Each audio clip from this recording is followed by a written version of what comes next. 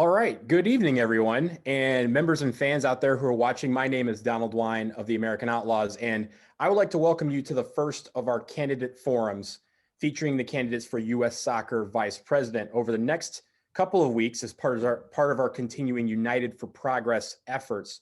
We hope to bring you question and answer sessions with each of the four candidates contesting for the position of Vice President, which will be voted on at U.S. Soccer's annual general meeting on the 27th. So this evening, I'm pleased to welcome Tim Turney. In addition to being a candidate for U.S. Soccer Vice President, Tim is the Vice Chair of U.S. Youth Soccer, and he currently sits on the board for U.S. Soccer.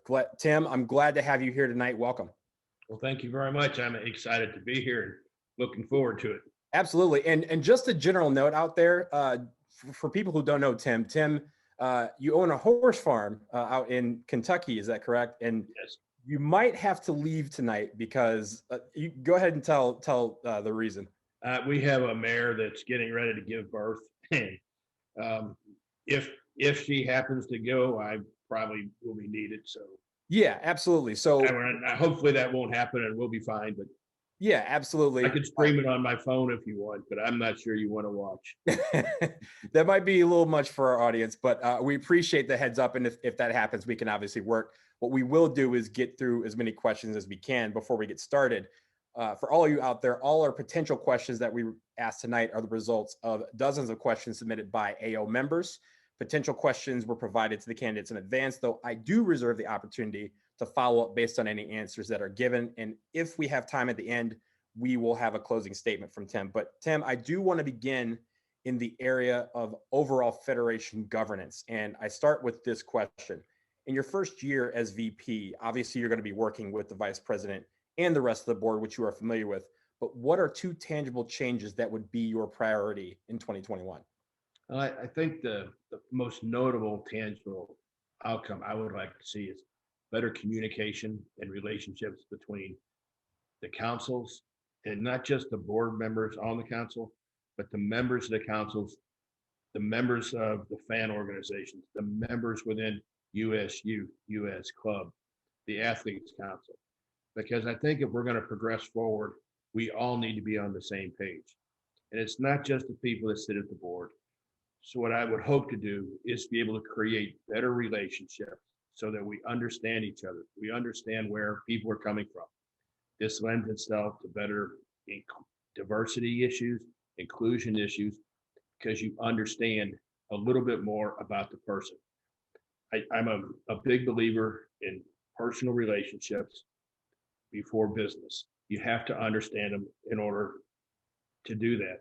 I think one of the other ones, and this is very much a part of the supporters. And the question now is, how can we do better communications? I think that starts with the fans and with members before a board meeting. If you have questions, when you have gatherings, invite somebody in. Maybe it's an athlete, maybe it's the youth, maybe it's somebody from the Federation board, but we all need to talk to each other all the time, not just before an election, not just after an election, but we need to have a conversation, not somebody telling you what's going to happen or this is how we're going to do it, but actually seeking input so that we can take it back and use that to guide our decisions. Decisions are still made based on economics and where we need to be. But when you look at all the input, I think that has a lot of influence. So you mentioned communication, and it brings me to my next question. Obviously we have been doing these United for Progress kind of efforts for the last few years. Fans over the last few years have started to become more engaged in the governing process of the Federation.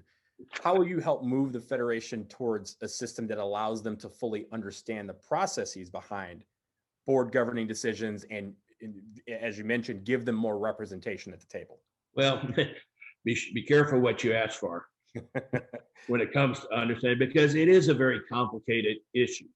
When you start dealing with FIFA, CONCACAF, contracts, negotiations between the men and the women, venue selection, and these are all things that are within the questions that I've looked at. But I think it goes back to kind of what I said before. It's the conversations through the year, not just at the time of the election, but pre-meeting to have a conversation. These are the things that are coming up, looking for discussion. Let's have a chat, get some input from everyone. I also think a way that the AOL and others can be part of this is to, if in your local soccer organizations, whether it's a state association, a local club, to become involved in their boards, to become involved in their decision-making process, which lends itself to inclusion, diversity, and getting your voice heard, not only as a supporter from a fan, but for someone who's actively in listening to what happens in a boardroom, even on the local level. I laugh every time you move up a rung, from being a coach, kind of wondering why that administration made that decision. And then you're there and you go, oh, yeah, I kind of get it. May not like it. But from a club president to a state president to the vice chair for US Youth and then on the board, those same questions get asked all the way through. You don't understand it until you're actually sitting in that seat. I think the more we can educate people and bring them into the understanding and the knowledge of local boards that leads up, I think lends itself to better representation and even a better enjoyment of the game. You mentioned diversity, you mentioned inclusion and representation. That leads me to the next question I had, which is in the area of diversity and inclusion. Very broadly, and this comes from Drew from AODC, what does diversity and equity mean to you, and how can U.S. soccer become more inclusive as a whole?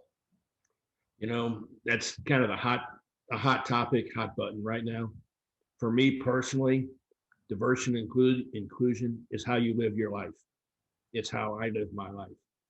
It's not something I can turn off or turn on. It is my being, my attitude, how I treat people in my everyday walks of life, from interactions at a park, at a game, to in the boardroom. I think that is the biggest thing. I think when we go back to communications, getting involved in local levels, maybe bringing the athletes in to a local club, a state association, into underserved areas, because the athletes are really the ones the young kids look up to. That's where they see themselves someday. And if we can bring them down into an area for an afternoon, just a meet and greet, I think it gives them some hope that they will then be able to come out, join a club, to be able to move up in the ranks, and it's going to take hard work, but that's what the athletes are going to tell them. It's nothing that's given to you. I think that goes a long way in diversity. I think members getting involved in their local clubs, local organizations. I think a lot of the AOL chapters support local groups. I think they provide scholarships. They do, which is just tremendous. We need to increase that across the nation. And I think that'll lend itself to the diversity issue. But I can't say that I'm a member, that I'm in an organization, a hashtag that does this, but it is how I live my life every day. And keeping along those lines, inclusion, also we deal with equity, and equal pay has been a tagline that has been very popular and very hotly contested over the last couple of years, but it has been at the forefront of federation governance, as you well know. Do you have a strategy to eliminate the gender inequity that exists right now, and what is your approach to ensure equal merited pay between, people say the men's and women's teams, but across all the lines of U.S. soccer? That's a U.S. soccer, and not delving into the past, but moving forward, has made really good strides in that right now. They have an internal committee on diversity and inclusion comprised of members, not of the board, but the staff within the federation. There is a leadership group that has a voice in everything that goes on within the federation. They don't have the final voice on hiring, but it's on who's being interviewed. What are the credentials they have? What do they bring? How to increase diversity, how to increase inclusion as we move forward. The senior staff right now is made up, not quite, but almost 50-50 men to women. Their legal counsel, Karen, Pinky are two of the ones that are leaders within the organization. Cindy is the president.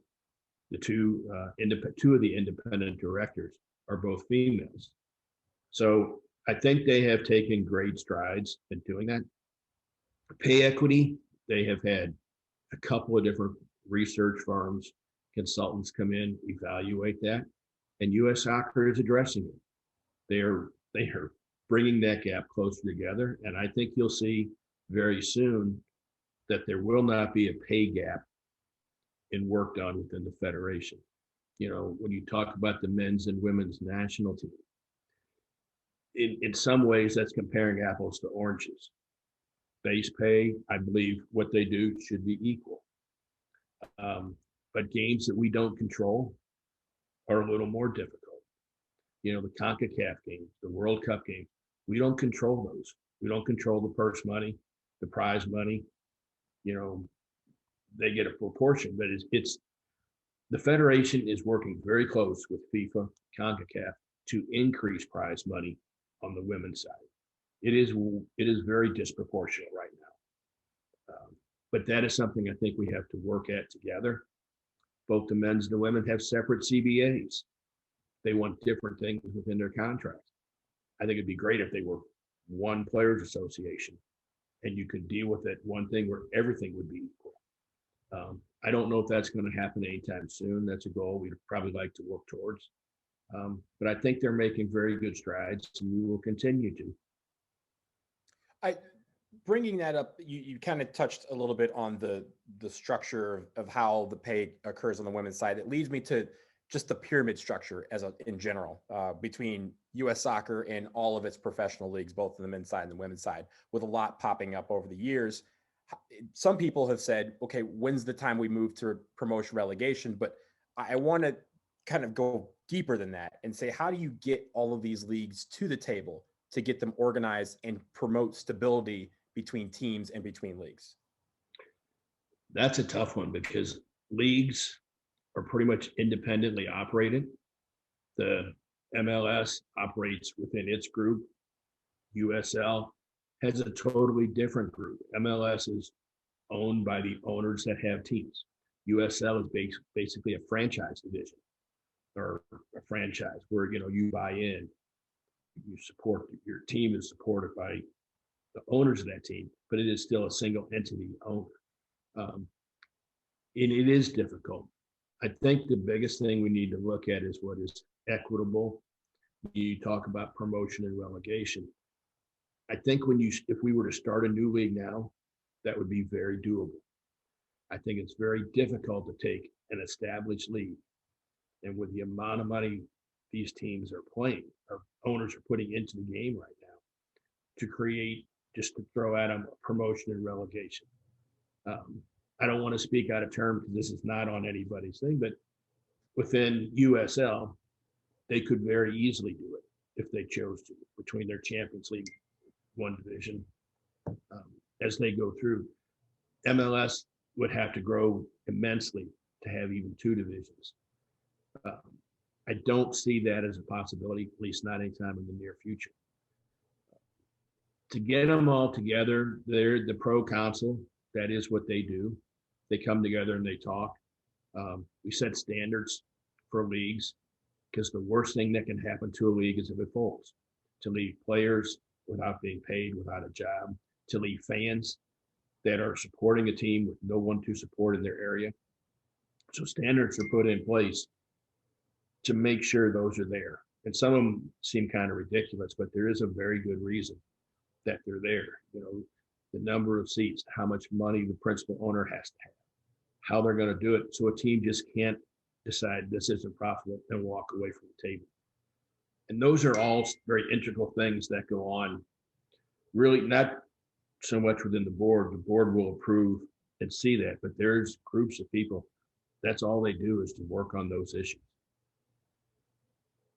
So I want to shift to fan accessibility, ticket pricing. There's a lot of things obviously involved. We're fans. There's a lot of things that involved to get us out to games, but I'll start with this. We obviously are in the middle of a huge pandemic. It's been going on for just about a year now. In that time, U.S. Soccer at first was on the sidelines. They weren't playing. Now they have eased back into playing first with no fans in the stands and now easing back with fans in the stands. But that leads to, the question of how do you rebuild the fan base? How do you get them back to the stadiums? How do you get them back to supporting the team after a year of relative inactivity? You win when you play. When you get on, winning cures a lot of things. But in order to do that, you have to regain the fans' confidence that you're there. You have to put a credible product on the field. I think our U.S. women's team has proven, without a doubt, that they are the best team in the world right now on the women's side. And people, I think, will still come to see them. The men's side, it is getting better after the disappointment from a few years ago. It got a little sad, but it's starting to. Last year really hurt. Men played 2 games all year. Normally they would play 18 to 20.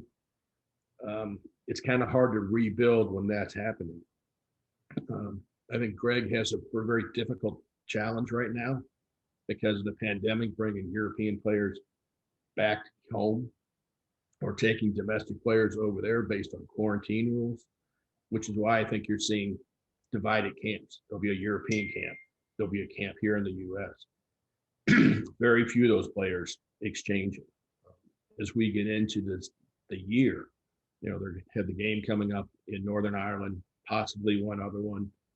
You're going to have the Nations League finals, semifinals, finals coming up June. You have the Gold Cup in July, and you have qualifying in the fall. Maybe throw in a friendly or two in preparations for that. That will create a lot of opportunity, to rebuild if they come in strong. I think that can solidify the fan base and bring it in. A couple of, as I look ahead to some of these questions that make it difficult, the Nations League games and qualifying are not U.S. soccer properties. We don't control those tournaments. We don't control the tickets, the venues.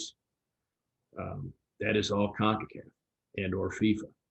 So it's difficult from a fan's perspective. People ask all the time, why is this? Why are tickets this expensive? How come they're in this stadium? And those are decisions that are outside U.S. soccer's realm for the most part. The games that we sponsor, the Sheba Leagues, and I'm trying to, on the men's side, most of them are CONCACAF, but our friendlies, we do that. There is an unbelievable amount of research and analytics that go into where a game is played and why the ticket prices are where it is. One of the issues that comes with that is the men's and women's contracts. They, within their CBAs, it's, quality of fields, how many people are in the stands, what the locker rooms are like, distance from an airport, the hotels. That all plays a role in the decision on a venue. So there was a lot there. I'm going to take one of them right now. A great answer, but a lot involved with that. But I do want to touch on one question that I thought was very important. It comes from Brian Davis of AO Honolulu, and he's one of our diehard fans. He likes to travel to games. Obviously, from Honolulu, it takes a lot for him to get there, and the more planning, the better. And that doesn't just go for our friends out in Hawaii. It goes for even me in DC. Like every minute counts when it comes to planning some of these trips. But it seems like now, and I'm talking pre-COVID, because COVID obviously a different set of rules. But it seems like games have been announced closer, which gives fewer time, fewer hours and fewer days for families to plan to bring their families to the game. Why do you think this is an issue, and what can we do as an organization to kind of remedy that so that fans can plan? I mean, we're not asking, it'd be great if we got a year's advance, but we're not going to do that. But a couple of months, a few months would allow families to plan, sick days and all these other factors that factor into and lower ticket prices for flying. All those things would factor in. How do we get it to a point where we can make it so that fans have the best opportunity possible to plan for these games? That's a good question, because I'm not sure I have the answer for that. Like I said, on our games that we can control, we probably could do a better job within our marketing. The U.S. Soccer's marketing and event staff, who I think do a great job. They look at that. There's a lot of external factors that go into that, and I'm not going to make excuses because I know games are late. The game they announced today is late March. So what is that, 6 weeks? Mhm. Probably could have been more. I do know they're scrambling right now to find, because of time slots, who's going to be available when you're looking at FIFA windows. MLS playing in a different season than the European creates other obstacles on what players can be here and what players can't. But I will address that. I don't have an answer why we can't, especially on our own games. The FIFA, the CONCACAF games, the Gold Cup is pretty much set. We have dates, but they have to work out contracts with stadiums and whatnot. Then I'll find out more. I'll let you know, because other than that, I don't really have a good answer. Right, and honestly, that it's a question that we've always asked, and not many people have that answer. So it's great that you would be able to address that if elected to the position. Staying in the stadium, obviously we were talking about bringing fans back and getting new fans involved, younger fans. Another member from AO Des Moines writes, what do you think of giving away game tickets to youth teams to encourage them to attend games and grow their love of the game, whether it be, adjacent to our section or just somewhere in the stadium, so that they can experience something that they wouldn't normally be able to experience? It's kind of a two-part question. Tickets, and I think it would be great to be able to donate tickets to youth groups to come, but those tickets all have value. So to what degree are you going to cut out people that want to buy tickets? And we, like the federation, like any of us, does need to generate income to pay its athletes, to pay for the venues. I think if we created better relationships within the youth organizations, where in the past, the federation used to ask the member associations to help them sell tickets. It has, in the last 10, 15 years, it has switched over to now they don't need to help. They don't need to go out because they have their own marketing. They have their own event staff that does this. I think there needs to be, the pendulum has maybe shifted too far. We need to come back where there is a balance, because I think it is immensely important to get young people into the stands, to create fans, to create it, to be a part of the atmosphere that is a national team game. It is like none other. Whether you are at home, whether you're away, we talked about earlier about being in Azteca.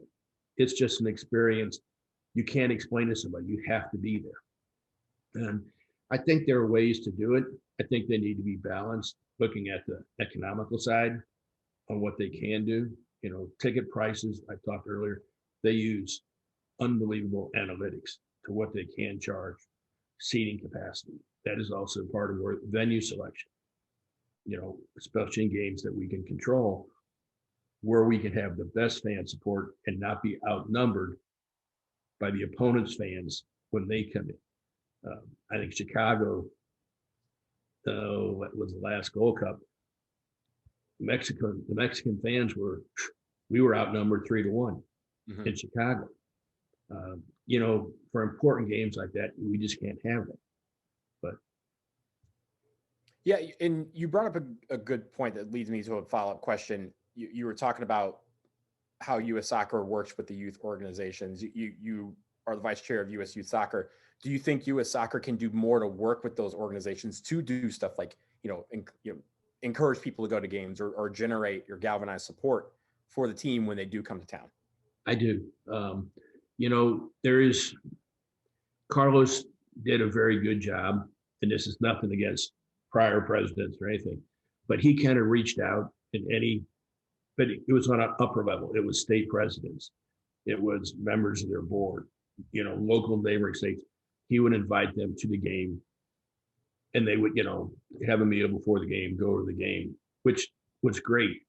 But I think that needs to go down a little farther to the players, to the coaches, referees, as much as referees do to be able to witness that game, they're going to go watch the referees. I don't understand it, but they do. Just like players watch that. So there has to be a way that we can combine both, rewarding teams. Maybe it was a contest. Maybe they did something. They showed that their community, their teams can do this, and they're rewarded with tickets to the game. They do a little bit of it, a little probably better on the women's side with the escorts onto the field and going through like that. It creates just an atmosphere. But I do think there are good relationships between the federation and most state associations. But I think, we could always do better. I do want to shift using that to youth development. And there's a lot of interest and questions about youth development and where the federation can go and what the federation plans to do. I'll start with a question from Jerry from AO Charlotte. How do you plan to help transition the U.S. model away from pay to play so that our talent pool is more inclusive, particularly in these underserved communities and Black and brown communities? It's a great question and not an easy answer. I think the easiest way to do it is create a larger volunteer base with coaches, referees, especially at the youngest age groups. It is very difficult to tell a club that is paying its coaching director, coaches, good salaries, and they deserve it. I'm not saying they don't, but they are a poor for-profit model. Do you believe that U.S. Youth, U.S. Soccer, anyone has the right to tell an independent organization what they can and cannot charge for a player to play soccer? I personally don't. I don't agree with it. I think they're overpriced. But rather than dictating to someone what it is, I think when you create those relationships, you set standards in place that if you are doing this, this, and this, you're a this level club, whatever you want to call it. That's open to everybody, not based on your affiliation. And then we create more volunteers, people that are willing to give their time as educators, as soccer coaches, as players in the grassroots area. It will give more children an option. And rather than having to pay that hefty fee, they can go to this club and do just as well.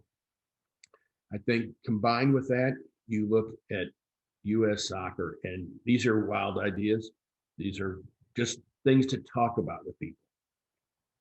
Is maybe you create a sub-regional scouting event where everybody is eligible to come in. You can be invited, U.S. Soccer through, Ernie, Kate, and Brian are creating a scouting network that filters down through the youth clubs. If you want to be part of that, you have to meet these standards. And then you have to have so many open tryouts, and you have to be inclusive of how you bring people in. Doesn't mean you can stop charging the players that want to play on that, but at least you get a look at everybody. That's not an easy fix. That's a multi-year endeavor, but it's going to take a lot of time, patience, and a lot of people giving back to the game and not just wanting. And this is not a knock on coaches that can pay, because they deserve everything they get. But we have to create a system where the people that can't afford that or don't want to do that will have a choice. I think COVID's going to be coming out of this is going to be very difficult. There's been a lot less travel. I think some of these not the highest level of competitive teams, but just below that, some quality players that can go on are realizing I can do this without traveling so much, playing more locally. And that's easier in places like New York, California, Washington, St. Louis, where there is an abundance of talent.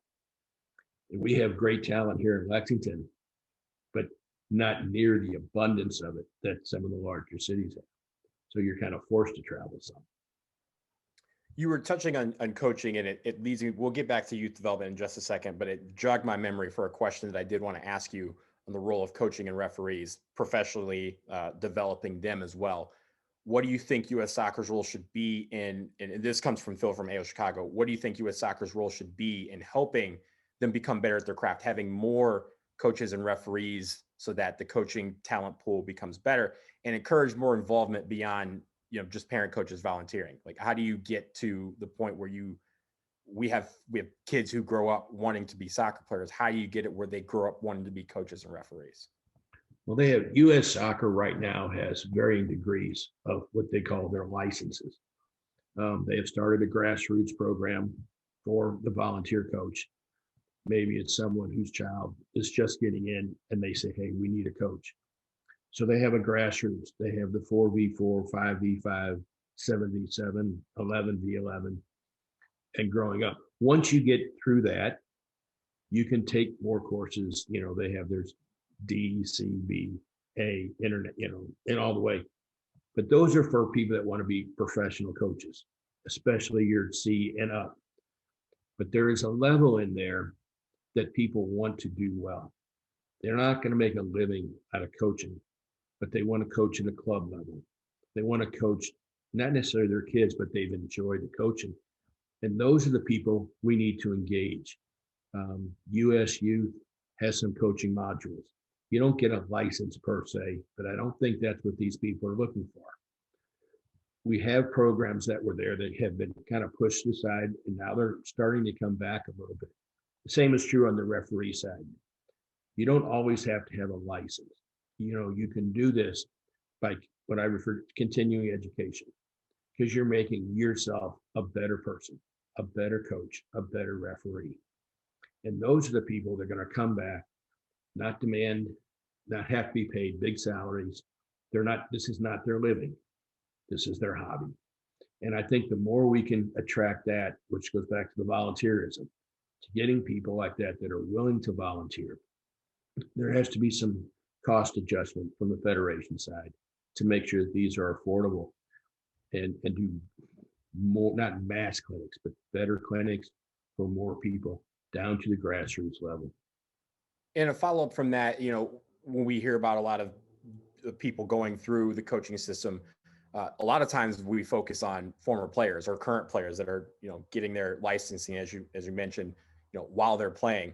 Do you think U.S. Soccer is doing a good job of keeping that pipeline intact? And is there things that you can do as an organization to make it so that players can learn while on the job, so that they can, have a path for success into coaching as soon as their playing days are done?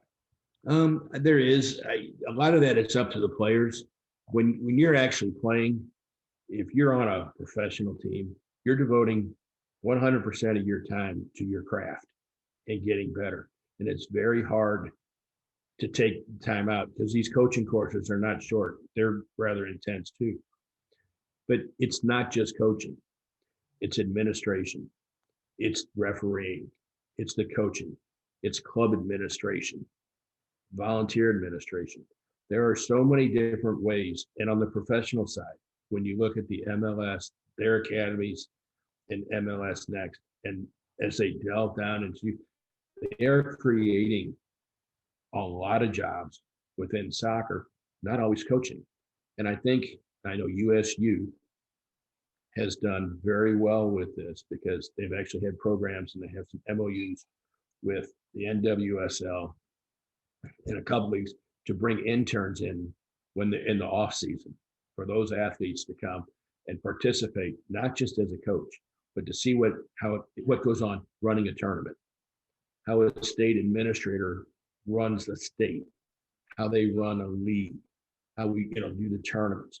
So I think there's multitude of possibilities for athletes coming back and being part of the game without just being a coach or a referee. If that's their choice, that's great, and I think they will do well. But I think we need to open up all options. So I want to ask this question, and given that you, as you mentioned, you're the vice chair for USU Soccer, you can take this as to be like, tell us how you really feel moment if you want, but it involves youth organizations. And the question comes from Michael from AO Bakersfield. Do you believe the Federation is doing enough to support the numerous youth organizations throughout the entire country? And will you do more? Obviously, you've done that in your career so far, but will you do more as vice president to make that a priority?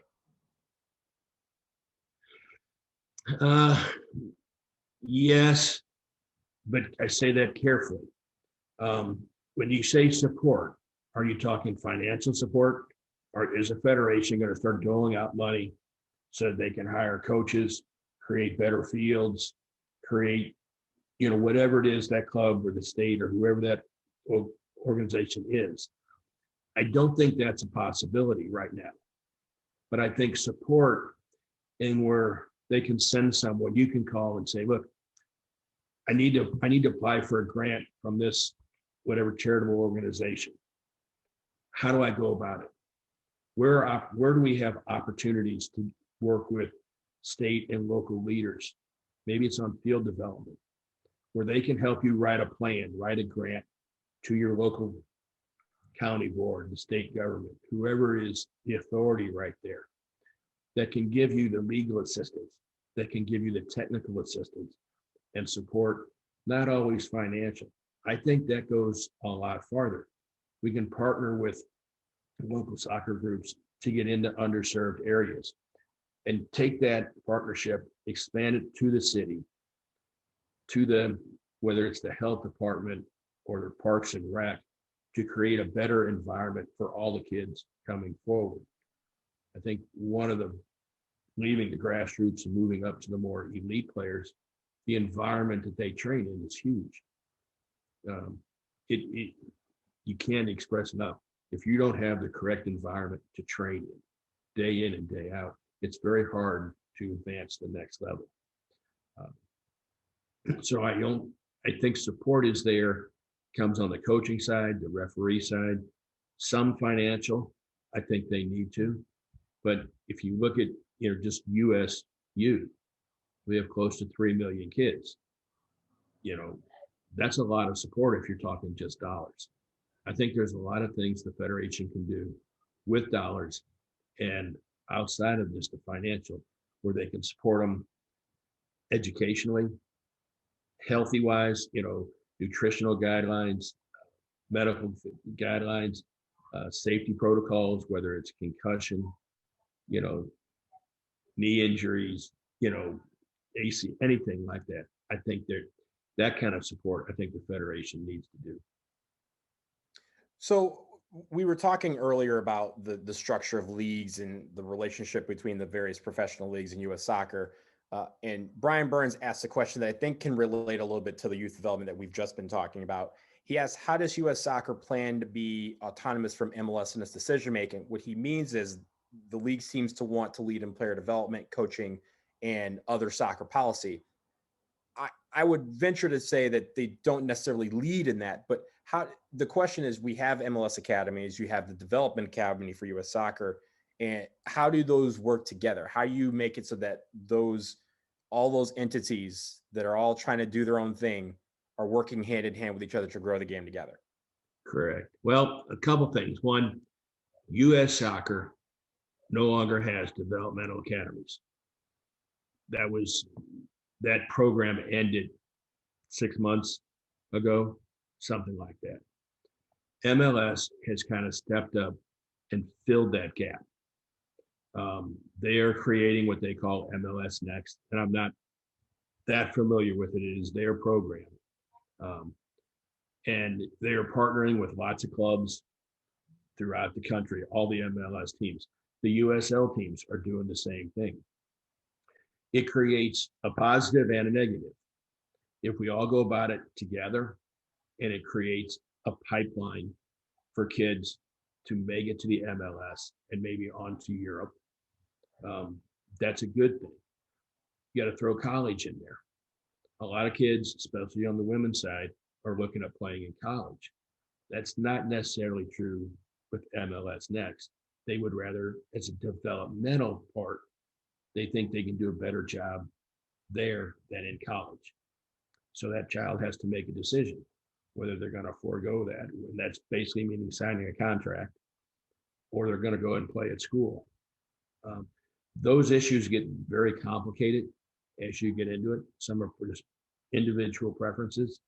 Some get into legal issues depending on how old you are. And the clubs working together. I may not be explaining this exactly right, but I think in one aspect, it will funnel kids in a direction to a professional career, whether that's the USL, the MLS, or going to Europe. It's not ruling out college, but as we have seen in the last this year and before, especially on the men's side, programs are starting to dwindle. There are some great programs. There's some not so great programs. So those that are truly serious and want to make a profession out of playing soccer are probably going to choose this path. Those that just want to play because they love the game, which is a great reason. We need more of that. They're going to probably choose a different path. But we just have to make sure everybody is working together, like you said, not on their own, not in this. MLS is a for-profit entity. They're looking, their owners have invested a lot of money. They're looking for the next player. They're looking to keep their team, improve their team. So, as you look at that, it creates a lot of diversity on what the outcomes could be. If you look on the women's side, you have the ECNL, you have the GA that are all trying to funnel into the NWSL. And now with more women going to Europe to play, I'm not exactly sure where that fits in. I really don't know if that's a help or a hindrance to the NWSL, because I think a lot of people want to see their stars that were on the national team playing in the NWSL. And now you're going to watch on cable TV, watch them play in Europe, which is not a bad thing because they're getting exposure. They're playing quality competition, which is going to help the national team. So it's kind of what comes first, your national team or your senior NWSL, MLS. And that's where we have to work together. And that's a very difficult thing because there's people getting paid a lot of money, to play in Europe, to play here. And when you go back and forth, it's a complicated issue. And anybody that says, oh, it's just this, they're not understanding some of the ramifications.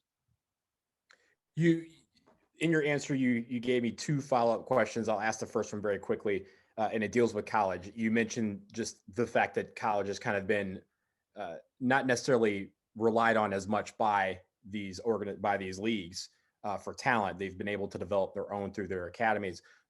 And I know the NCAA is a beast of an organization to deal with. I'm a big college fan. I know, given you live in Lexington, you are a huge college fan as well. Is there still a seat at the table for college soccer? Is there still a way where that can be used in some way to help advance the game in this country? Yes, I think there is. I think it was kind of COVID kind of interrupted it, but last fall, not the COVID fall, but one before that, U.S. Soccer had actually initiated a couple of collegiate tournaments in cooperation with Duke, North Carolina. I think it was North Carolina State. I can't think of the fourth team, in which U.S. Soccer went in, and it was a 14 round robin. They were doing some training, both with coaches, with players. I think the referees were involved, I'm not sure, and also scouting. And the idea was some of those would be used around the country in small formats. And that was the way we were beginning a conversation. I think as that progressed to the spring, it kind of got shut down because of COVID, and now we're not. Hopefully that will come back. I think I'm not going to say the NCAA, but I think collegiate soccer is going to play a huge role in us as a soccer nation, just because there are people that want to play the game that don't necessarily have to be a professional athlete. As I kind of came up through the youth ranks, they'd ask me, can my son, can my daughter, can he play in college? Is he good enough? And my answer was, no matter who they were, was yes, because you may play for North Carolina, their top team. You may play for your fraternity or your sorority. You may play in a pickup game on a Saturday in the snow, just because you love the game. And if you can do any of that, then we've been successful in creating a soccer culture as we move forward. So I think collegiately, especially club soccer, is definitely a thing we need to be involved with and work towards. And the second real quick follow-up was on the women's side with NWSL. They've been expanding. There's been the W League. It's kind of been expanding on underneath that. And USL, I think, just announced a few weeks ago that they are trying to initiate a women's league in 2022 with up to 30 teams. What role, if any, do you think U.S. Soccer should have in promoting the women's game and encouraging investment into some of these teams or even into some academies in these cities? Well, there's two parts to that, and I'll try to be quick. One, does U.S. Soccer need to promote them? Absolutely. They need to be right there. They need to encourage them. They need to go on. What I think part of their role would be is as they set standards for those new leagues coming in, that they are stringent enough to make sure the league will survive and move forward without collapsing, but yet flexible enough to attract, teams that want to come in, players that have to come in and they want to play. They have to have the ability to earn a decent income if that's their only job. So many times in the past, young professionals would come in and they didn't earn enough playing soccer. They had to have a second job or on this, this on the side. That deteriorates from your ability to train every day. So they have to be sustainable, but yet flexible enough to let everyone in. So I have a few more questions for you, in a couple in youth development, and then we'll have one catch-all one that I probably will spring on you in just a minute. But we talk about all these guys that are eventually going to Europe. We're seeing younger and younger players go to Europe, some that have European passports and are able to go before they turn 18, and some that have to wait until they turn 18 because they don't have that passport to get over.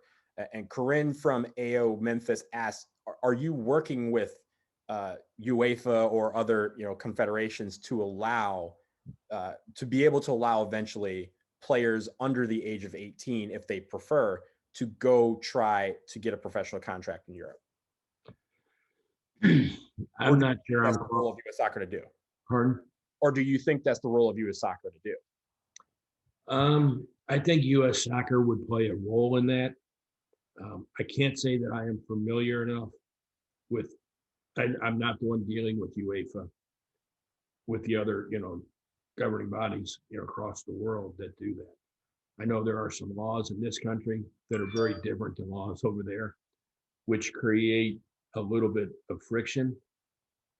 My personal opinion is that a child should be able to go wherever they want if they can do it. There's nothing to stop anyone from picking up and moving to another country. It's a difference between signing a contract or taking a chance. I think U.S. Soccer could offer advice and counsel, but ultimately that's going to be that child and that's parents' decision of what they want to do. I think when you start looking at the MLS and NUASL as they progress and we move to the future, I think some of that will become a lot more prominent. But that's a really tough question because you're getting into someone's personal life, what they think is best for their child. You look at other sports, you hear about skaters and gymnastics that at the age of 10 move across, their whole family moves across the country so they can train specifically with here. And that's without a contract. That's just because they want to be a certain coach in a place. I don't think we're at that point, but I think, there may be some that do. And the other is, how realistic are you about how talented your child is? Is it your dream or is it their dream? And sometimes that can be a little blurry. Yeah, no, that makes sense. And I don't think that is a unique trait for any sport. No, exactly. Yeah. So and related to that, I think one thing that is kind of under the radar when it comes to the decisions that some of these kids have to make before they move over is the culture change, the language. And as we see more players go abroad at earlier ages, do you think language training should be a priority for academies? And if so, which ones would you focus on? Well, I like the question. I don't think it's, if we can't handle pay for play, how are we going to handle who teaches you a language? I think that's an individual choice. Right now Federation does not have academies. So all these things what you're looking at now are outside of the scope of U.S. soccer. We can make suggestions. We can't force anybody to do it or prohibit them from doing it. I would say it goes back to if a child thinks and their parents believe that they have the capability and they want to play in Germany and they decide it'd be better for us to take that language, that would be their choice. Whether it's Portuguese, and most of the European countries speak English in some form. There's a few that tend not to, but that is a second language in most of their countries. They are much more adapt to coming here than we are to going there. But again, that's a tough one because I think you're starting to infringe on individuals and what they want to do. But no, I don't think teaching a language or making that mandatory would be something the Federation would do. Fair enough. And one final question before we start to wrap up. This is a fun one. Before we jumped on here, we were talking about games that we had gone to. I'm going to put you on the spot, and I'm going to ask you to choose between children.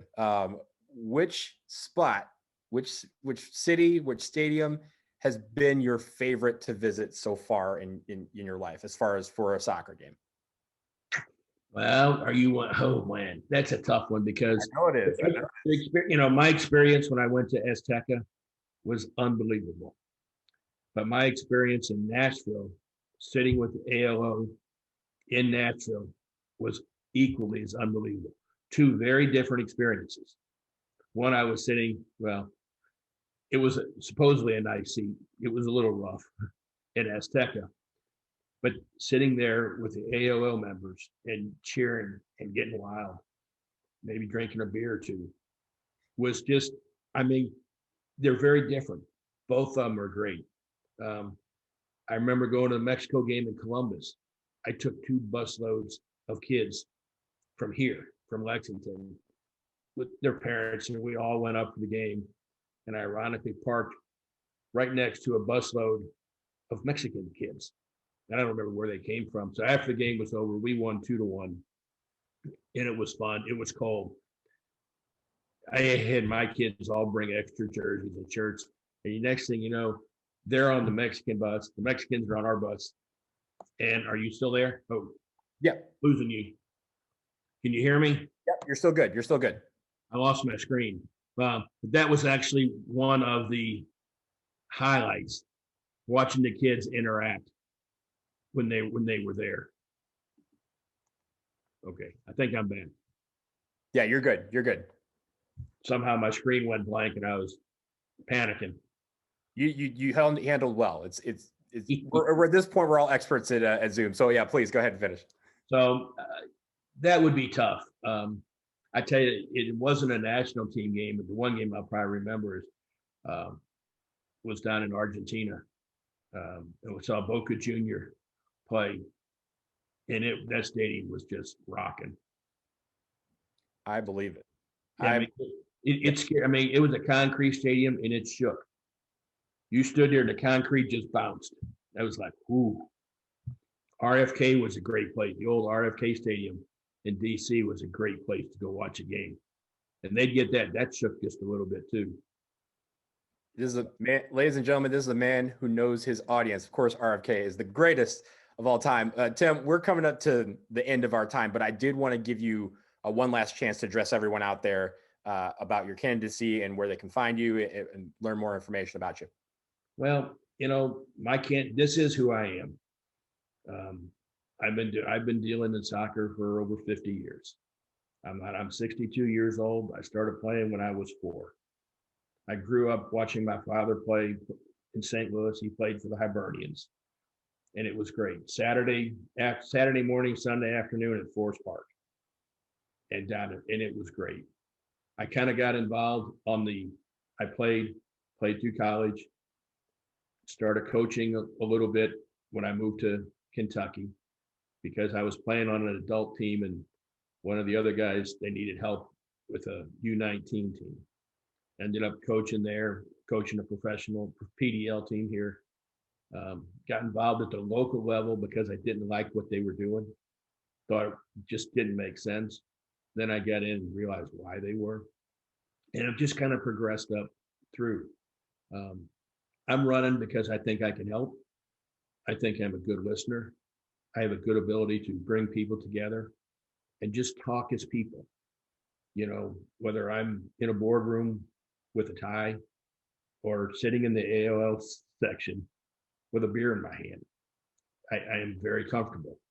I'll be honest, with a beer in my hand, the AOL section is much more fun. We tried it. Federation, the only time they told me I had to wear a tie to a game, and I thought they were crazy. But you do what you have to. But that's me. I'm very approachable. Anybody can reach out, call me, talk to me. My email, pass it out. I don't care. Just don't call me after 10 o'clock at night because I'm probably going to be in bed. So that's it. I'm looking forward to it. I think we got a lot on our plate. Playing wise, I'm looking forward to this year. It'll be great.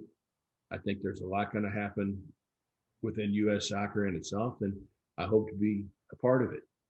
Either way, I will always be here, and go USA. Well, Tim Turney, ladies and gentlemen, Vice Chair of U.S. Youth Soccer, and again, a member of the U.S. Soccer Board of Directors. I really appreciate a member of AOL. And a member of AO Lexington. That's right.